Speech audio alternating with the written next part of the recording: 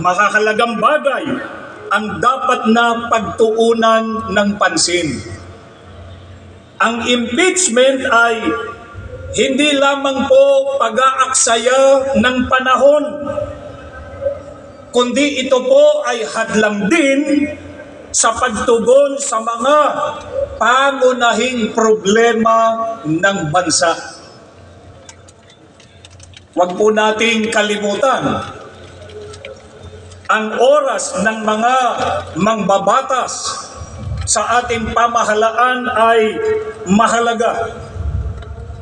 Kaya dapat itong ituon sa totoong mahalaga para sa mga Pilipino.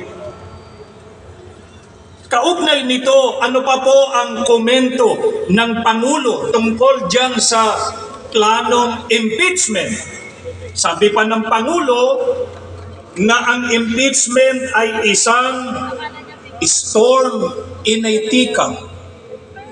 Nangangahulugan, ito ay isang labis na pag-aalala, pagtatalo tungkol sa isang maliit at hindi naman gaano mahalagang bagay. Sang-ayon tayo rito, mga kababayan.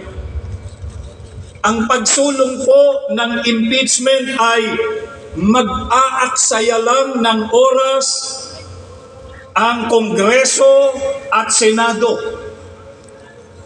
Sa halip na gamitin ang kanilang mahalagang oras para sa mga makabuluhang usapin tulad ng edukasyon, infrastruktura at serbisyong pangkalusugan, ang mga mambabatas ay magtutuon ng isang bagay na hindi naman totoong makatutulong sa buhay ng karaniwang Pilipino. Kaya sa halip na mag-aksaya ng panahon sa mga isyung magdudulot lamang ng mga pagtatalo, mga hidwaan, at ng mga bangayan ng mga nasa pamahalaan at ng mga mamamayan, hindi po ba dapat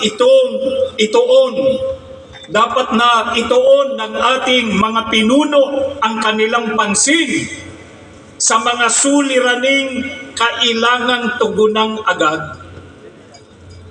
Mga kababayan, hindi po ba totoo na kapag itinuloy ang impeachment ay magtatalo-talo hindi lamang yung mga mamamayan, kundi maging sila mismo na mga government officials?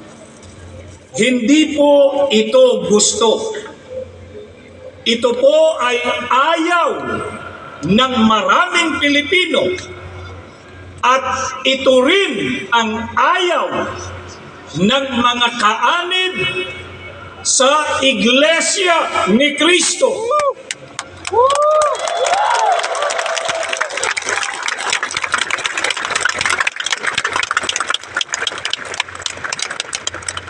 Kaya mahalaga